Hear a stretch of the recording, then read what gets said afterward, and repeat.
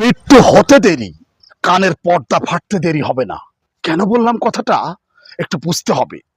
দেখেন, পৃথিবীতে প্রতিদিন আপনাকে 5 বার ডাকা হচ্ছে নামাজের জন্য। আপনাকে প্রতিদিন 5 বার ডাকছে নামাজের জন্য। হাইয়া আলাস সালাহ, হাইয়া আলাস সালাহ। এসো না, এসো ভাই, নামাজের জন্য এসো। আপনি যখন বলেন না যে আমি ব্যস্ত আছি, পরে পড়ে নেব, আমি ব্যস্ত, আই অ্যাম বিজি, হঠাৎ একদিন আপনার মৃত্যু হয়ে যাবে। আপনি বুঝতেই পারবেন না মৃত্যু চলে এসেছে।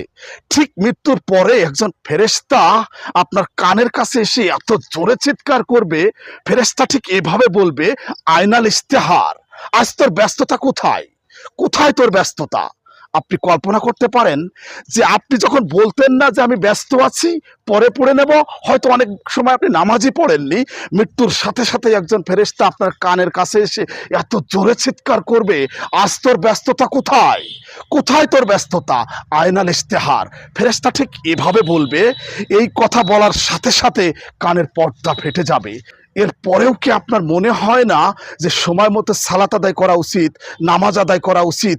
যেখানে আপনার মৃত্যুর সাথে সাথে ফেরেশতা এভাবে বলছে, আয়নাল ইস্তেহার, আজ তোর ব্যস্ততা কোথায়, তোর ব্যস্ততার অবসান ঘটিয়ে দিয়েছি, মৃত্যুর মাধ্যমেই তোর ব্যস্ততার অবসান ঘটেছে। একটা কথা আছে, কুত্তার লেজ কখনো সোজা হয় না। এটা একটা সত্য কথা। ঠিক তেমনি ভাবে হাদিসে আসছে এরকম, আদমের পেট মাটি না খাওয়া পর্যন্ত ভরে না। ঠিক তেমনি ভাবে মৃত্যুর মাধ্যমেও আপনার ব্যস্ততার অবসান ঘটবে। এটাই চিরন্তর সত্য, এটাই আমাদের মনে রাখা উচিত।